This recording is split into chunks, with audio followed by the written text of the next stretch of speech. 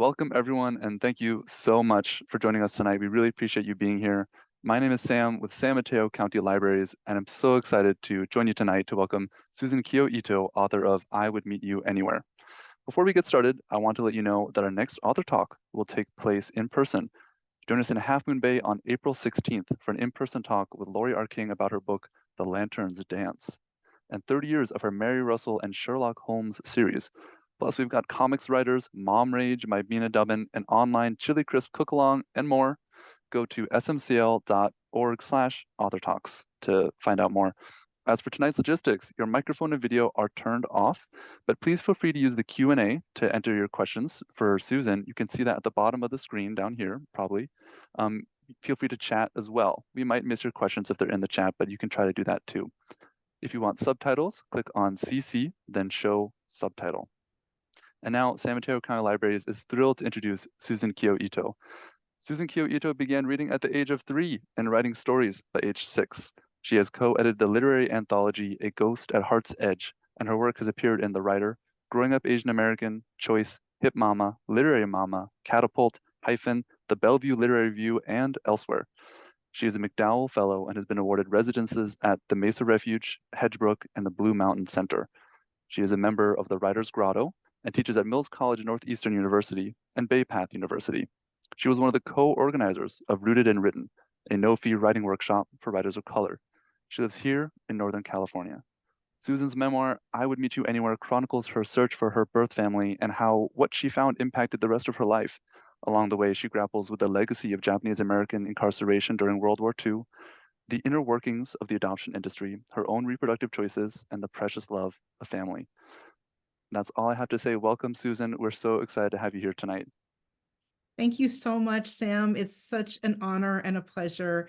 And I just have to say, I am so blown away and honored at this book giveaway that you did, that I came in and I signed a bunch of books with you, like a mountain of books, and people came and picked them up. And I'd love to know, I don't know, did you all get books from San Mateo County Libraries? And aren't they the most awesome library in the world that does this? I mean, it's unprecedented. So I'm just really happy that you did that, and No, it's we were fantastic. so we were so happy to do it, and it was so nice of you to come in and sign the books for us. That's a really special treat, a really nice way to support the libraries. Just so everyone knows, we're out of the giveaway books. It went out really fast. And I really appreciate everyone who's waiting on the hold list for the book. If any of you are in here with us tonight, we got more books. The hold list is still maybe going to be a few months, but it's so worth it. I have a copy right here. I'm sorry, I'm not trying to brag, but it's beautiful. It's really good, and it's going to be worth the wait. Um, so, Susan, how are you tonight? And where are you joining us from? Are you in I an office? I am great. I am in my personal home writing office in Oakland. I'm really happy to be here, and yeah, I'm home before I take off for the East Coast tomorrow morning. I will Wow, be in the Northeast tomorrow, but I'm happy to be home right now. awesome. So that's the office that you did your writing in? It is. Wow. Okay. Speaking of writing, I do have one question. What were those stories you were writing by age 6? I think I stole that line from your Oh, website. I'd love to hear about yes. that. I know, wait, You don't have to show us. Do you no, still I have know, them? but I wanted to because I have this exact notebook, those composition notebooks. I had one and I have these stories. I also illustrated them, and they all uh were like words that were 3 letters or less. Like Sam had a cat. That's that's a There was a story. Sam was Yes. actually one of my first protagonists. Oh, wow. Yes, because a nice 3 letter name and something very easy to write. And Sam had a cat. That's true. Yeah, very easy to spell. Yeah. Um, Also, we have so many questions that I want to get to today that I have for you as because I read the book and I loved it. And also we have some patron questions that we're going to get to, and a reminder to everyone to click on the Q&A button and enter some questions into the Q&A. We'll get to those throughout the talk. But first, I think you want to do a reading for us, right? Are you ready to get started on that? I would love to do a reading for you. And Awesome. the reading that I love to do when I am at a library is to read about the library that changed my life. And Um, feel free to, if you'd like to tell us, I did a short introduction. If you'd like to tell us about about the book and what it's about and how you came to Yes. write it, kind of Mhm. before you write. I'm going to turn off my video. I'm going to let you talk about the book and do your reading. Okay. No, oh, Sam, wait. No, I didn't go far. no. I like to feel like I'm reading to somebody. Okay, And since I can't see anybody else, I would love it if you would stay and keep me company, will do. even though I know you're here. Um, so this book is about um growing up in an adoptive family in I'm a biracial, half Japanese and half white, and my adoptive parents were both Japanese Americans, and my birth mother was Japanese American also. We grew up in a small little town in northern New Jersey, and yeah, um, so this is about when I learned, really started thinking about what it was like and wanting to know what it meant to be adopted. I also have a little show and tell for this too. My mother worked in the elementary school where I was a student. And okay, I think I'm just going to jump into it. Sure. Which page is it on if anyone It is wanted to on follow page along? 12, and it's the chapter called The Place I Came From. Don Leedon was the object of every junior high school crush. He had honey blonde hair that swooshed over his forehead and blue eyes like a cloudless sky. He was the first boy to wear a flowered button-down shirt. He emulated the stars on Rowan and Martin's Laugh-In with their groovy style clothing, bell-bottom pants, and long hair.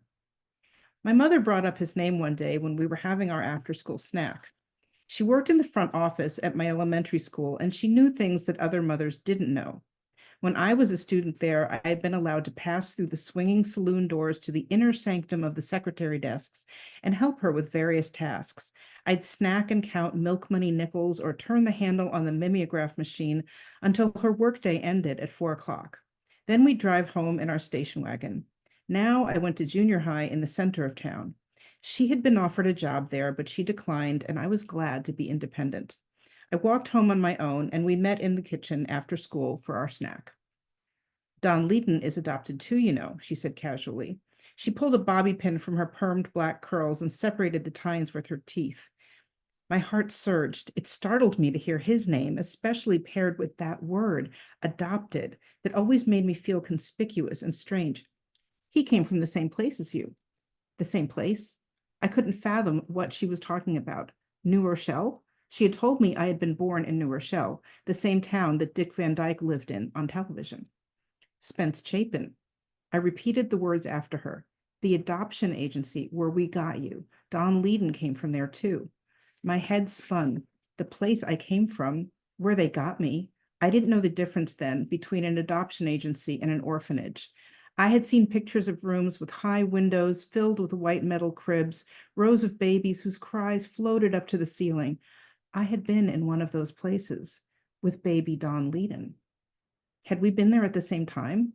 Had his crib been next to mine? Did we recognize each other's voices from long ago? Of course, we were not there at the same time, but I didn't know that. There were no rooms full of cribs.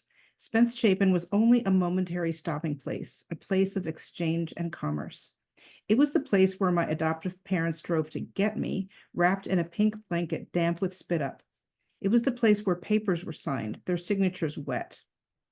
Do you know anything about her? My voice was dry and painful in my throat. Who? This was awkward. I didn't want to say the word. I shrugged. Oh, you mean your mother? It was bizarre to hear my mother referring to someone else as your mother. In her thick Brooklyn accent, it sounded like mother. I sat silently, managing the smallest nod. So I'm going to skip ahead a little bit um, because this is when I really started thinking about being adopted and what did that mean, and I needed to know more. I rode my low-slung bike with the banana seat and V-shaped handlebars to the town library and surreptitiously looked up the subject adoption in the card catalog. I had left behind the low-shelved juvenile section of the library to explore the vastness of the adult section. I learned how to use the card catalog to research my school projects on insects, cicadas, which both fascinated and terrified me, wolverines, and Antarctica.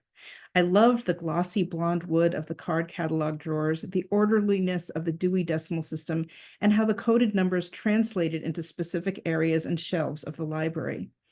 It had taken me years to understand that not everyone was adopted and that babies did not magically appear in cribs.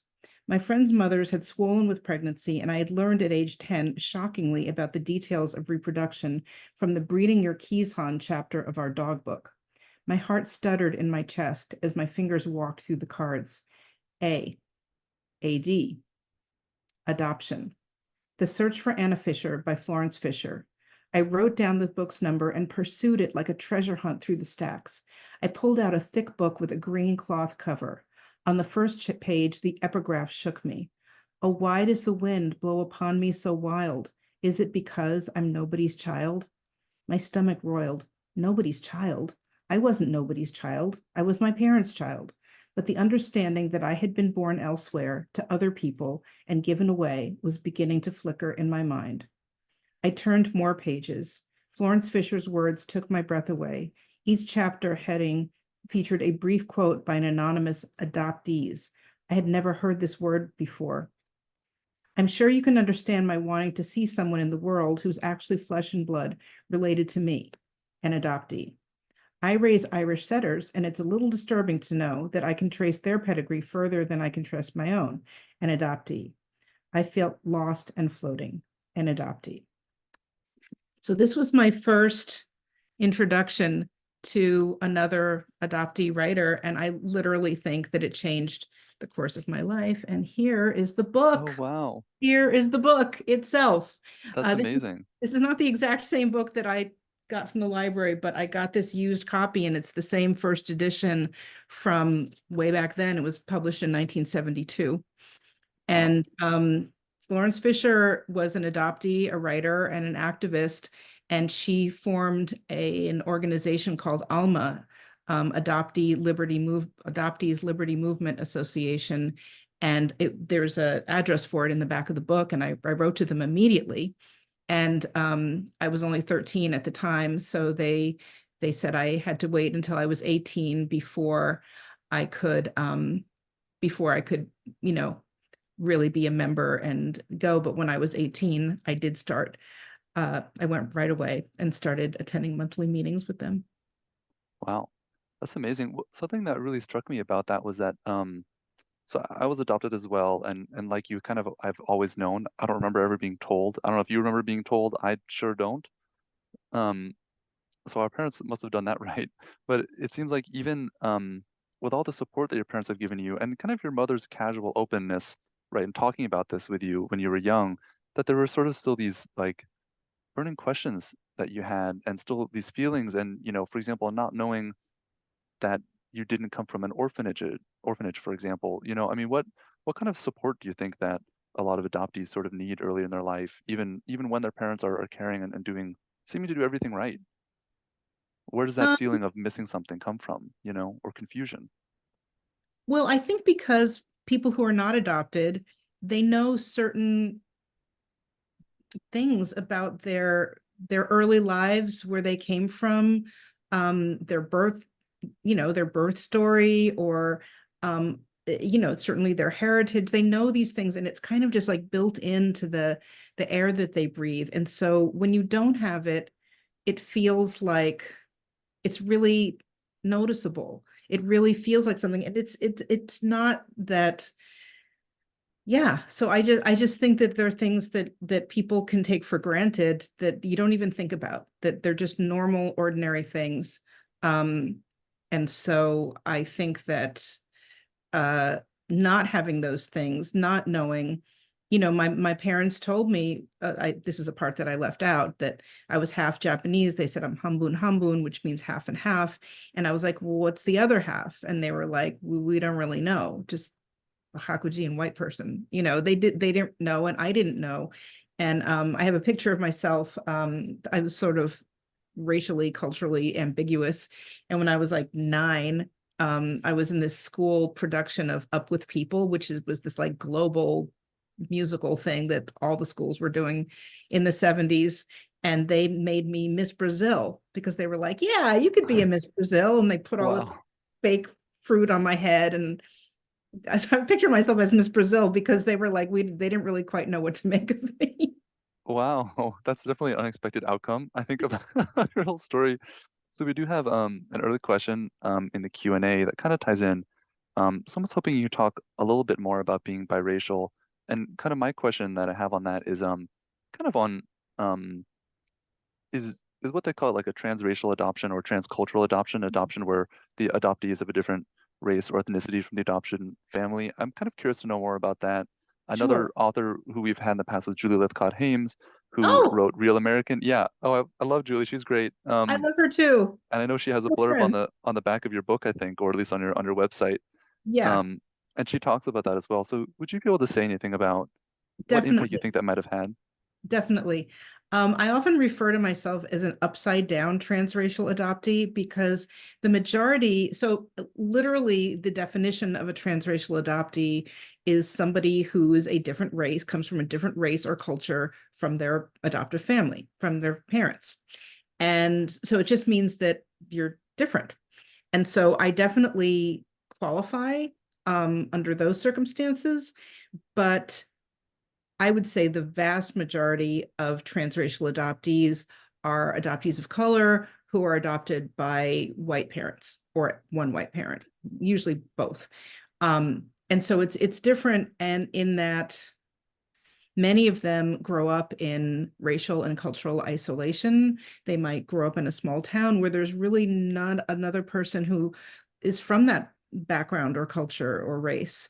They might grow up in a small rural town where there's nobody in their family, their school, their community who looks like them. And that can be really challenging. And for me, I felt like my parents didn't have to do any work to introduce me to white dominant culture. It's like they used to say, well, you're soaking in it. It's like it's Right. everywhere. It's on TV, it's in all the media, it's everyone at school, it's your whole community, it's everybody. And so they didn't have to work to introduce me to that other half of my background. Whereas if you say have a child who's biracial, child of color, and they don't have any connection with that part of them, it can be more challenging. What I find so interesting about I said that history where being half white, being adopted to a family of two Japanese parents, is that it kind of it does sort of suggest that there's more to these than just adoptees of color being adopted into white families and having the schism or this lack of preparation for their identity in our society. It almost kind of suggests that there's just this like kernel of difference at some point, that kind of grew over time as you notice it or as other people noticed it. For sure. Um, Yeah. I had the opportunity to speak to a majority Japanese American audience this last weekend with a Japanese American service organization called JSEI. And I spoke there about how when I had my parents with me, um, I felt very included in the Japanese American community with our extended family, my aunts and uncles, cousins, et cetera, who we saw mostly on the weekends. And then during the week, we were in our little town where there weren't any Japanese people. And they were like my bridge. And they were like right. the people like Susan's with us. She's part of us. She's with us. She's in our family. And when I moved out here to California, and there's, quite a large Asian American population here, I felt very tentative and I felt less um, connected or accepted here without my parents kind of holding my hand saying Wow. she's with us, she's okay. Yeah. And that was hard for me when I first moved out here. um just not sure I would be seen. And in some places I wasn't seen or accepted, and then in others I was. That's really fascinating. And I have so many questions on that I think we're gonna have to circle back to. But first, I kind of want to know, while we're kind of on this topic, you mentioned in the book that your parents had waited a long time for a Japanese um, an adoptee of Japanese ancestry.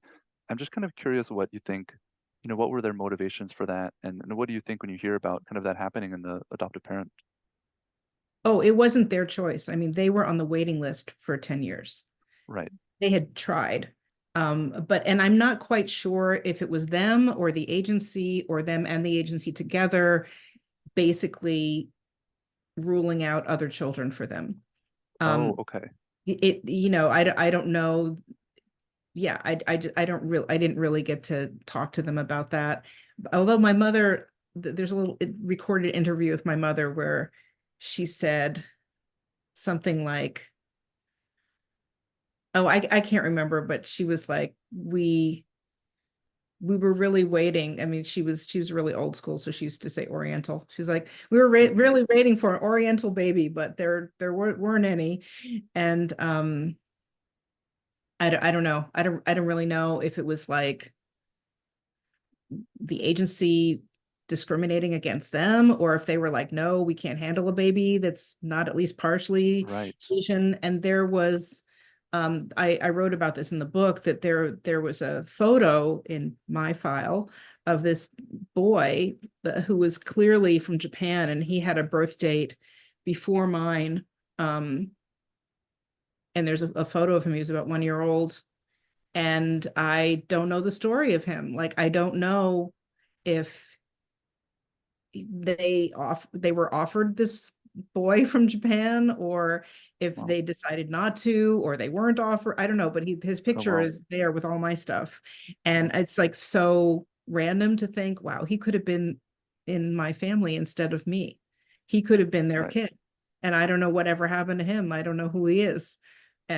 But clearly he was in there in some way. So it also brings up kind of the arbitrariness, I think, of adoption, that I don't know if you've ever thought about this, Sam, but just like, like it's like a game of chance where you end up. I feel like I ended up in a family that I really loved and who really loved me. It's not always the case. It's not always the case that it's a good fit or a good match, and just how it could have gone another way. Yeah, I would say it's something you kind of wonder about, but in my case, I resembled my parents a lot. We kind of resembled each other, so it wouldn't be necessarily noticeable. It wouldn't raise any questions Mm. for anyone. And Mm. that certainly colored my experience, even if it just prevented me from maybe feeling out of place, in some way. That makes a huge difference. It makes a huge difference. And I mean, it's interesting. I've heard of a lot of same race adoptees who don't even know, who aren't even told. Wow. So I think it's great that you both resembled your parents and they still told you the truth about, you know, what your situation was. So I think that's really good. Something that you said that I was curious about. I'm really happy that we asked question before last about your parents' weight for a child, because when I read the book, maybe I had just assumed was that it was that they had wanted a child who was of Asian descent, and it sounds like that maybe isn't the case. But this kind of brings me to this follow-up question of Oh, I think they did. you think they did specifically, I think they or did. I think they did, but I'm not sure. I just like, I don't know what the yeah, conversation yeah, yeah, was. yeah. But that brings me to a follow-up question about just the adoption process and how it starts and how um, adoption agencies play a role, because you kind of come up against adoption agencies throughout the story. I mean, it's both kind of this kind of mystery that you have to solve. They're an obstacle towards you in parts of your journey. I technically you could call them a help in parts of them as well. But I would just be curious to know, what interaction you had with them in your story, Mm. especially being involved in ALMA, right, which is advocating for the liberty of adoptees and what they must think of adoption agencies. Well, I mean, it's interesting. There's adoption agencies, and then there's also state courts, records, things like that. And my first, uh, well, I would say my very first contact or knowledge of my adoption agency was my dad had kept a photo of our social worker holding me as a baby in his wallet. I mean, it was like, really meant a lot to him that this woman had brought me. So Wow. this was a really precious thing for him. And so I went there when I was in college. I made an appointment. That particular person had retired, and I asked them for my records, and they gave me literally like a post-it notes worth of notes. But it's like they're sitting there with a folder that's this thick, and they're flipping through it and going, I'll tell you this, I'll tell you that, and I'm scribbling down on my post-it note, right? And I leave, and I've got maybe 3 post-it notes worth of information, as they call non-identifying information, and I know that they have so much more. Like I can see the fat manila folder, and that they're Hmm. giving me like, okay, well, a few words here, a snippet there, and that was maddening to me. It's still Yeah. maddening to me. Yeah. Um, there's been adopted people have been fighting for open records since forever. And now I think 23 states have open records. I can't remember if it's 23 don't or 23 do, but it's about half. Um, in my state, where I was born in New York, just opened in 2020. So I just got my birth certificate, my original birth certificate, when I was 60 years old.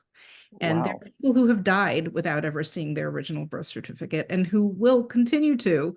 And to me, it's a basic human right to be Hmm. able to see a document from when you were born. Oh, thank you, Janine. Oh, 15 have open records. Okay, it's worse than I thought. Okay, that's Okay. terrible. Okay. And I know that there's a big push in California right now.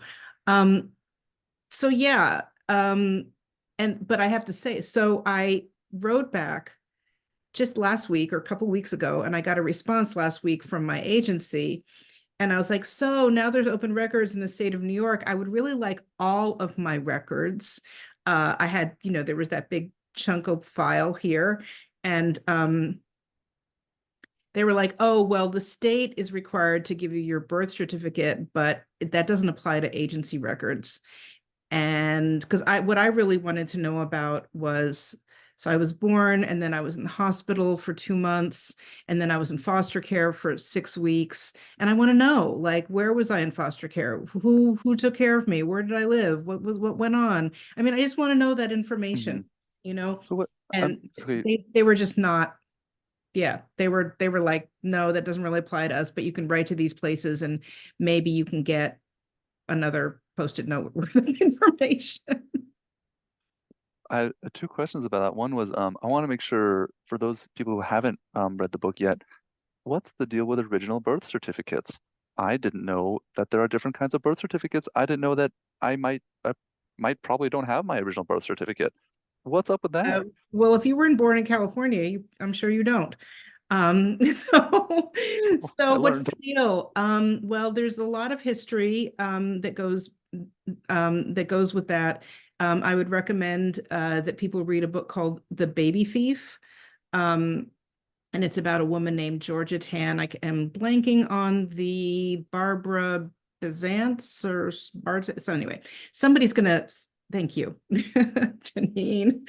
Um, it's about a woman who basically really corrupted and turned adoption into a commerce in the 1950s,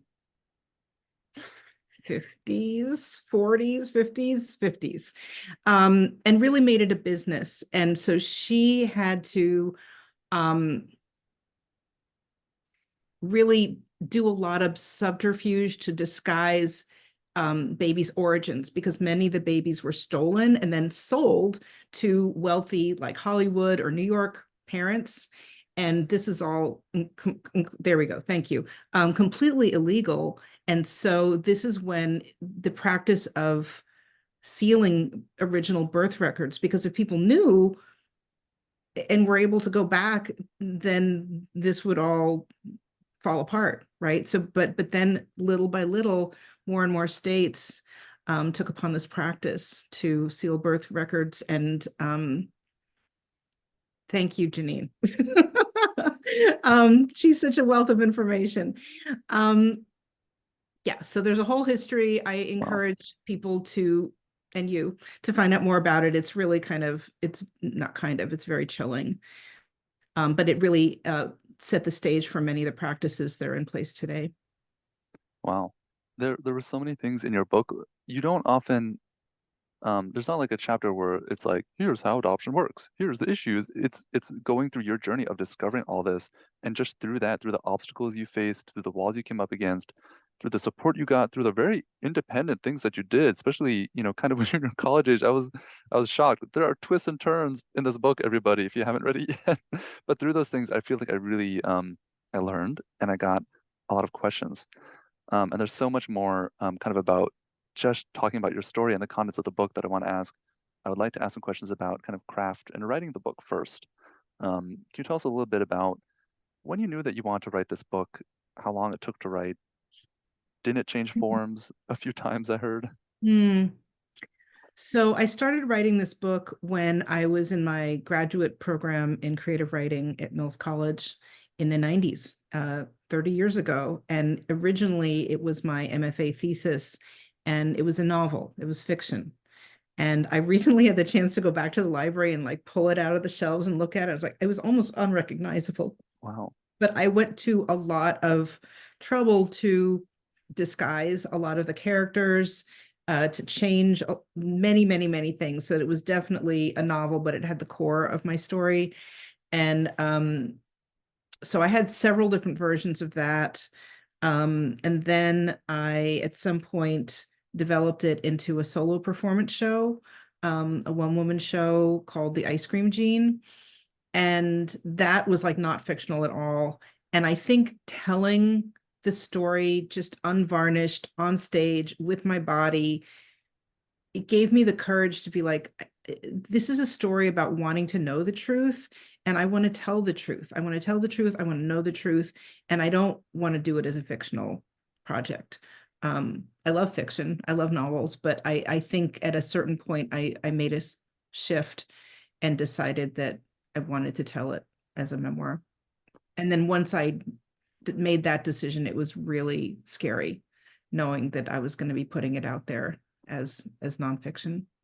It's fascinating how many different forms it went through. I'm kind of curious. Well, actually, first, I was rereading a little bit of the book today, and I found the part where you talked about how you would put the writing project down every few years, and then you would be hit with a burning need to say, I exist.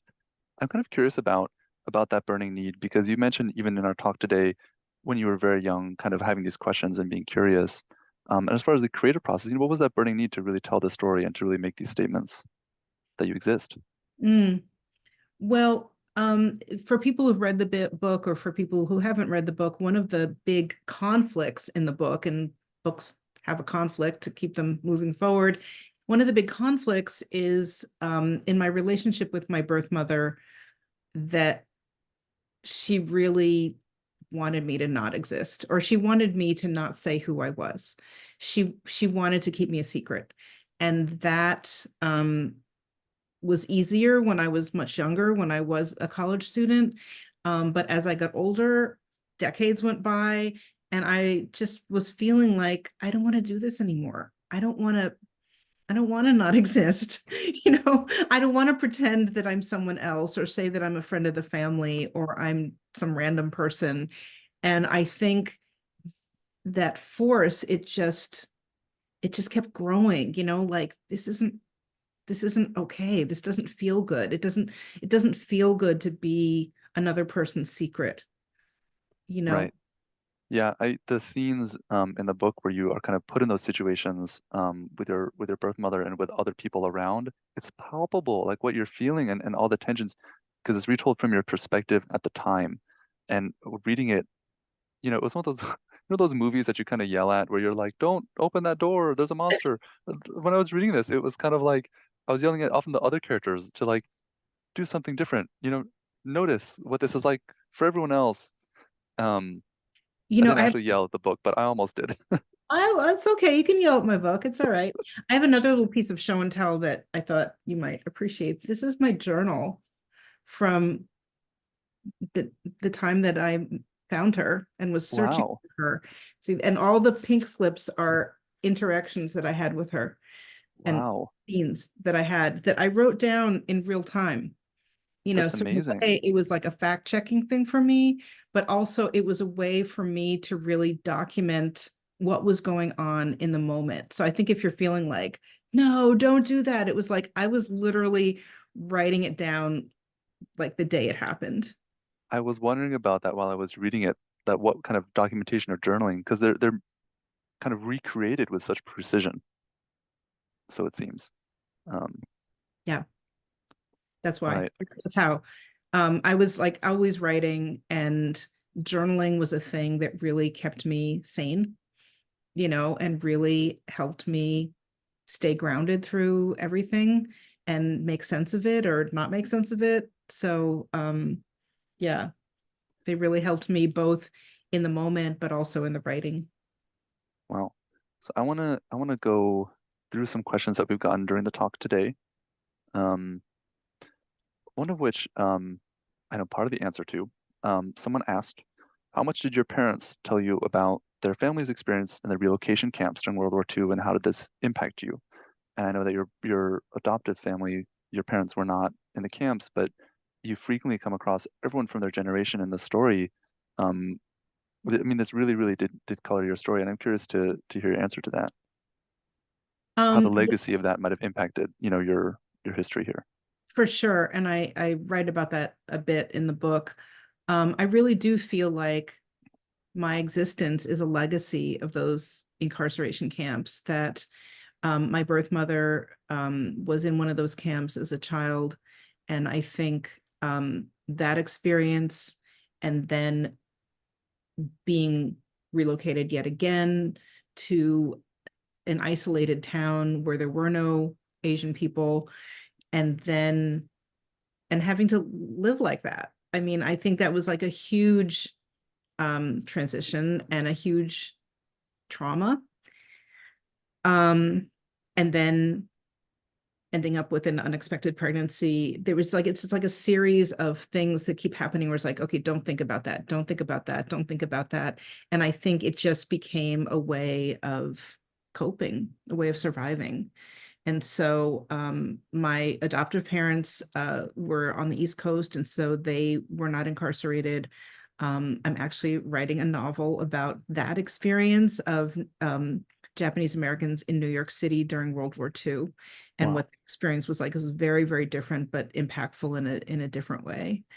So yeah, I feel like it was a big influence. And I think if I like to, I don't like to say, but I often will say that if the camps hadn't happened, I don't think I would be here. I don't think I would exist. Wow. It comes through in your book as if a lot of trying to hear more about kind of your birth history and your personal history, there's this like silence from the past, this like wall. And the camps often seem to be the same thing because it's not something that was often spoken about. Um, a lot of the adults you mentioned speaking to, they mention it. They don't always talk about it necessarily. Mhm. Um, but I want to look through some other questions that we got from chat. This one is actually not a question, it's a comment that we got. Someone says, I'm an international adoptee born in Fukuoka, Japan. My US-born Japanese parents were not able to have children, so they turned to adoption. They were told that there were no Japanese babies in the US as children went to live with other members of the family. Interesting. Anyway, they found work with an agency in San Francisco who had a sister agency in Tokyo. Found a match soon afterwards, and here I am. Nice to hear your story, Susan. That kind of the question that I would build off of that is, what response have you gotten from other adoptees reading your book? And was there anything in the responses that surprised you or that you found particularly impactful, that things that have stayed with you? Oh gosh, so much. Every time I hear from someone, it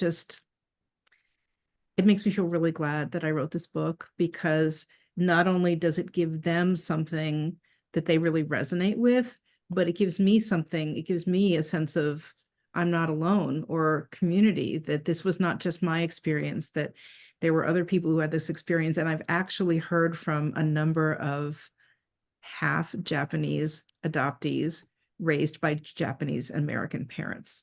And that is something I thought I would never see.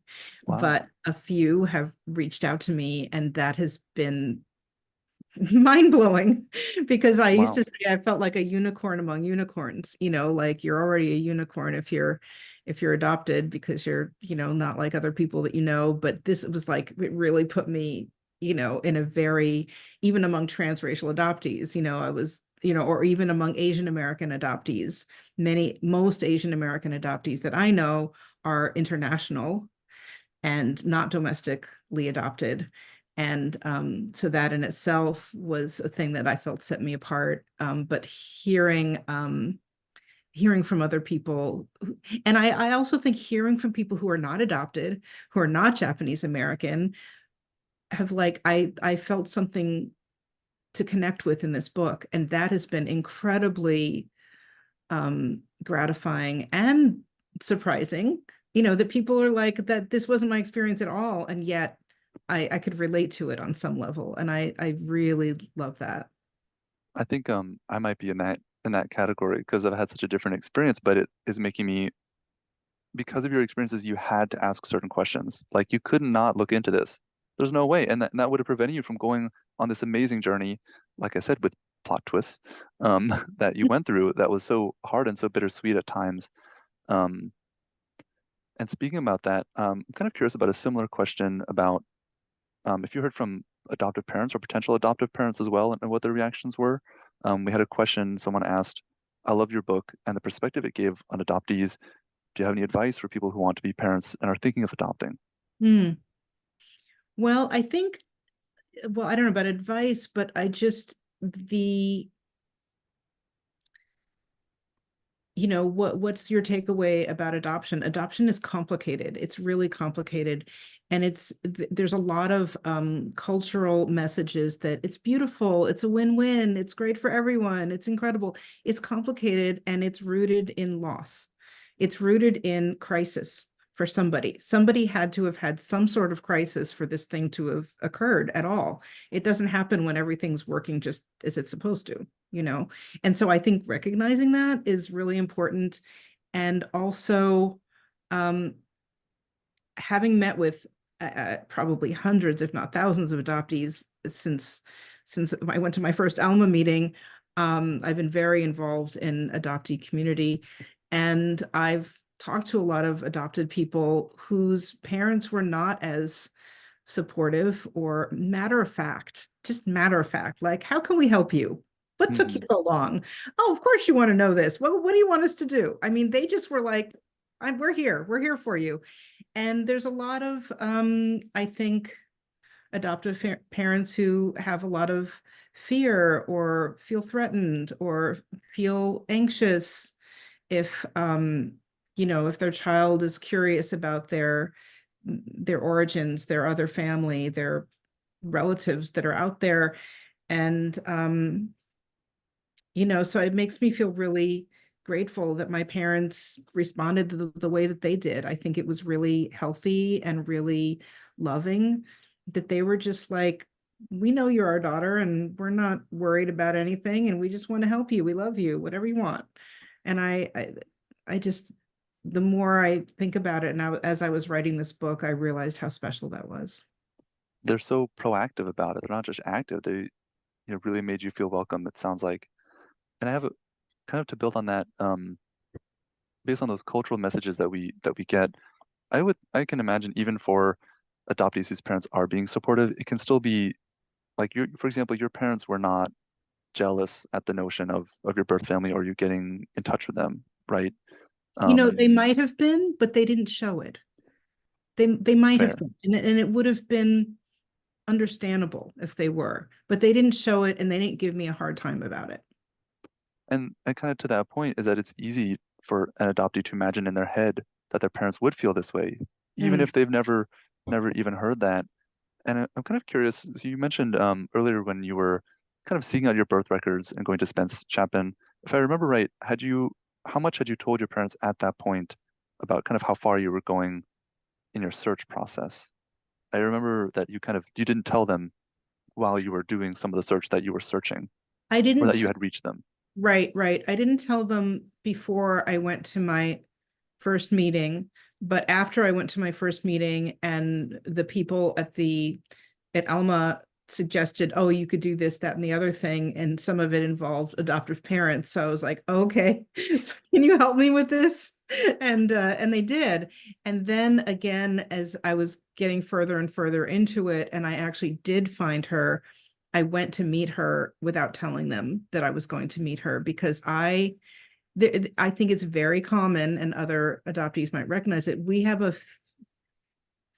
a feeling of wanting or needing to take care of everyone, to take care of our adoptive families, to not hurt them. You know, we have a feel, I don't, you know, maybe towards our birth families as well. But I mean, we're kind of taking care of everyone, and that might be a survival method also, of like, we don't want to rock the boat or whatever. But yeah, they so I didn't want to tell them, because I didn't want them to see how anxious and nervous I was. I was so nervous when I was going to meet her. And I just didn't want them to be pacing back and forth in their house while I was going through this thing, and knowing that they were over there worrying. I wanted to go through it. Whatever was going to happen was going to happen. And then I was going to come back and I was going to say, I did this, and this is how it went. And that's what I did, you know. But I think I just didn't want them, kind of their energy and their worry and their fears for me, you know, because they were very protective of me, and they didn't want me to be hurt. And that was true for a lot of people who care about me. They don't want me to be hurt. But then their kind of concern, you know, is something that then I carry as a worry. Yeah. Does that make Wow. sense? Yeah. Yeah. No, that does. That actually makes a lot of sense. So, and I do want to circle back, switch topics.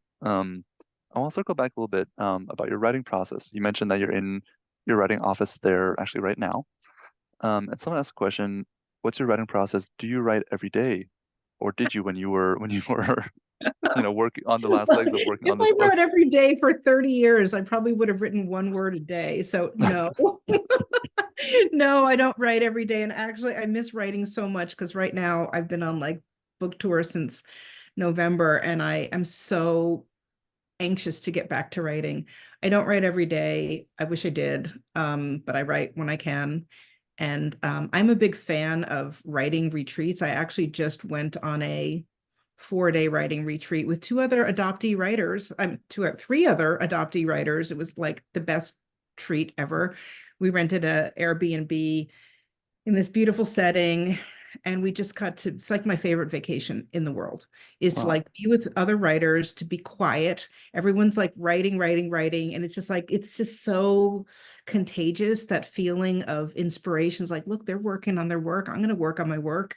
And then in the evening, we, you know, go in the hot tub and have a nice dinner, and it's just fantastic. So it's like my favorite vacation ever. So I love writing retreats. I would like to be more regular.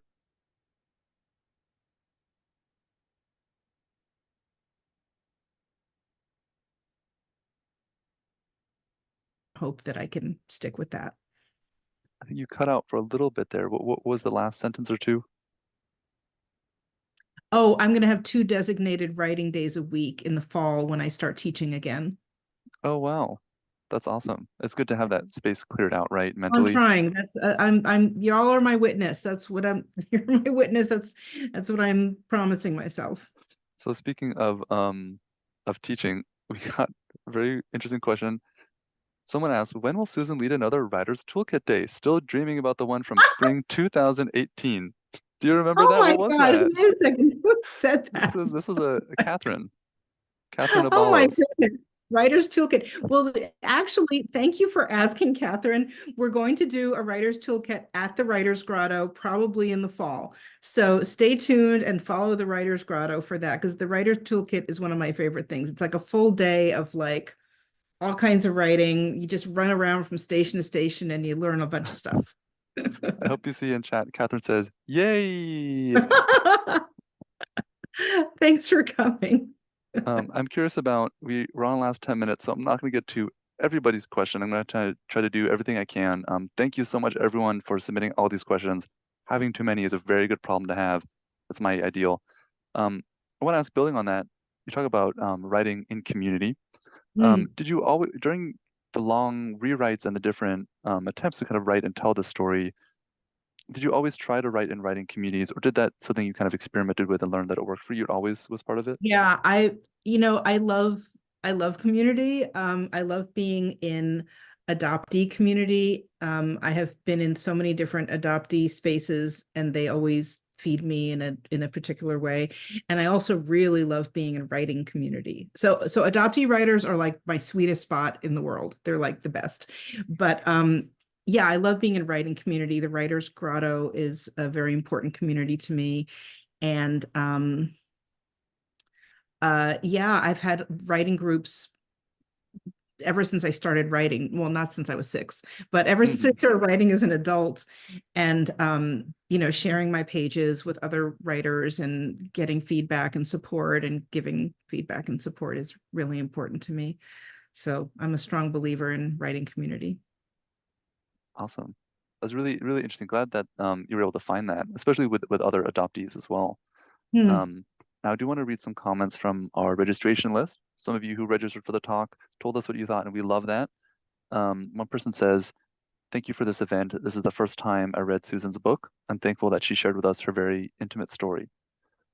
And we have another nice comment from someone else who said, "As a woman who gave up a child for adoption 60 years ago and started searching for her when she turned 21 and eventually found her with a happy ending, adoption memoirs are close to my heart."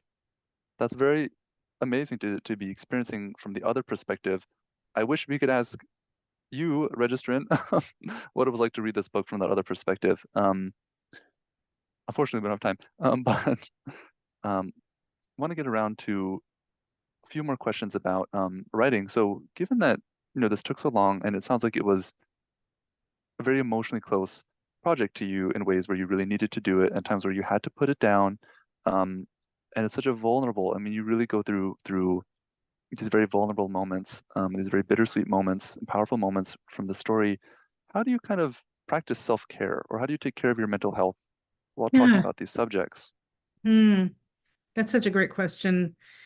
And it goes back to community. It goes back to being with people that I feel support me, take care of me in various ways, being with people, going for walks, talking it out, just not, I really try not to do it too much in isolation. I mean, it's interesting because I'm a person who really loves solitude. I love silent retreats. I love being in a room all by myself, but I really also deeply need connection. And so I think connection and support has really meant everything. So finding other people to be in this with, whether it's as a writer or as an adopted person, as a whatever you are, finding other people of your kind is really important. Yeah, that's really interesting. It makes I think a lot of sense, especially when writing things that are this close to the heart, Mm, and that are kind of this like inimitable, to a sense. There was a few people asked this question in different ways, and as I was reading it, it was a burning question for me, which is that what has kind of been the aftermath of writing this book? mm, I mean, you change names, right, for a lot of it, but it's still about your family and people from your life. I actually have two sides of this question, which I hope you have time for. One is, just what was the aftermath of reading it? How people in your life sort of responded to it? And then the second question is, how kind has of did what this responded to it? just how have people in your life or people from maybe from the book, how they responded to it? Let's start there. Okay. It's been mostly great. It's been mostly surprisingly great and very gratifying and wonderful because I didn't have a lot of confidence in this book as I was writing it in the 30 years. I really was like, who's going to want to read this? Who's going to care? Who's going to whatever? I really, really have been stunned at the response. Today I got a notice that it is now in its third printing since November. And Congratulations. thank you. And I'm just like, what is going on here? People are reading it. And just the number of people who have been interested in it in your library is like been amazing. So that has been really surprising and gratifying. And I think everyone's curious about my birth mother. My birth mother does know about it. I do not know if she's read it or not. And I have not heard about her response. So I don't know. We're not currently in contact. Um, and I would say the response has been mostly great. That's awesome. Well, obviously that's great news. And so congratulations again on your third printing. Um, the kind of the other side of that question that I want to ask is that given that this went through so many different versions and that you had so much kind of personal research and personal documentation behind this story, did the process of writing this memoir change how you saw any of it? I mean, did you come out of the process with a different view or with new insights? Definitely. Um, what those insights are, I don't know if I can articulate. Of course. I know that I just like I have a different emotional feeling about the book. And I think like I just said, like I felt very tentative about it. I felt very not very solid or secure about it. I wasn't like, yes, this is a great story. I have the right to tell it, and I'm telling it fantastically. I didn't have that feeling at all. And so I think it's given me a lot. It has really given me more confidence, both as a writer and in my story and in my place in the story. Um, and also my way of telling it, because um I think it's given me more confidence as a writer, because I really didn't see myself as, I just saw myself as, well, I'm trying, I'm trying my Mhm. best here. But really how it came out is like, that's how my brain is. Do you know what I mean? Like, that's how I think. Yeah. So Well, I it's think not like I tried extra hard at certain craft things. It was like, how did you do that thing? I'm like, I don't mhm. know. That's just how it came out. No, I But think go ahead. no, you go. What were you about to say? No, it made me feel just more solidified as a writer. I'm curious if this might be last question, maybe one or two left. I'm curious if there was anything that kind of gave you confidence to finish the book, confidence to really take the time to say, this time I'm going through with it. Inspiration or confidence. You mentioned community, of course. Yeah, it was community. I mean, I think I really felt like it was almost the opposite of that. I felt like if I don't finish this book, I will never forgive myself. Do you know what I, or, not never forgive myself, but I'll never Right. feel okay. Like literally, dude, you've been working on this book for 30 years and you didn't even finish it. Like, I just feel like that would have been unacceptable to me. And I just got to a certain point where I was like, just do it. Just do Hmm. it, because, and I had a publisher, the publisher, people don't, I've been in communication with my publisher for 8 years and they've been waiting for it. And Wow. they've been like waiting for me to deliver the final thing. And it's taken me this long, even since I had a publisher, and they've been so infinitely patient and supportive and have known just how vulnerable it was. And I am just so grateful to them for hanging in there with me and just being like, however long it takes, we want this story. This is a worthwhile story. We want it. You can do it. We believe in you. And that is like priceless, right? For a writer. Well, that's so amazing with the themes of the book because you talk so much about almost like breaking the silence of these things that you don't know and of giving yourself a story. Um, so the fact that you felt that way, maybe that lines up with that. Yeah. Um, that's really amazing. Well, we're about to close out 7:29. This is just open floor for you, Susan. I want to know if you have anything you want to say to our viewers tonight, to people who have read the book, to people who haven't read the book, to adoptees, to adoptive parents, to relinquishing parents. This is your open mic, and then we'll be closing out. Thank you for reading. And just to, we all have an important story inside us. We really all do. And just to encourage people who need to tell their story to go ahead and do it. And and Awesome. and to also be gentle with yourself, because it's not easy. Yeah. Well, I hope everyone is able to read this book, even just start a chapter. Started that way with me, and then I tore through the whole thing in like 3 days. Um, and thank you for waiting on the hold list. Thank you everyone who attended with us tonight. Thank you everybody who asked questions that we weren't able to get to. This was just an amazing talk, and we would have needed a lot more time to really exhaust everything. And thank you, Susan, for spending some of your energy with us tonight when you're packing up tomorrow. We're so happy that you were here. We're so happy that you signed giveaway copies to us. You came in to our Central Brands to do that, and we so appreciate having you here. and having your story and sharing your journey with us. Thank you so much. And feel free to contact me through my website or on social media. I'm out there. Okay, cool. And Okay. we'll send everyone a link with the recording. You'll see that soon. And if you can, everyone take a moment. Let us know how we did at smcl.org/rate this event. You can send us a nice little comment. It's like a 30-second form. I'm going to put that into the chat right now while I have everyone here, and we'll include it in that email as well. All right, thank you again so much, everyone. Have a good night, Susan. Have a great 5-state trip. Thank And you. all right, have a good night, everyone. Bye. Good night, everyone. Thank you. Bye-bye.